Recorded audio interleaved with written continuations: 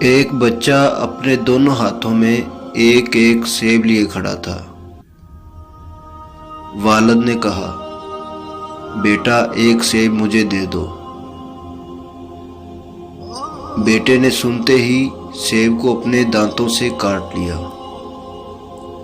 اس سے پہلے کہ والد کچھ بولتا، اس نے دوسرا سیب بھی کاٹ لیا۔ اپنے بیٹے کی اس حرکت پر والد کا دل دھک سے رہ گیا۔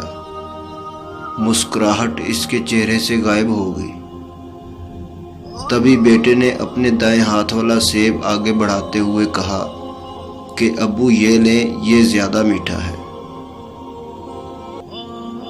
ہم کبھی کبھی پوری بات اور معاملات کو سمجھنے کی کوشش نہیں کرتے۔ ساری غلط فہمیاں اسی سے پیدا ہوتی ہیں، اور یہی خرابی کی اصل وجہ ہے۔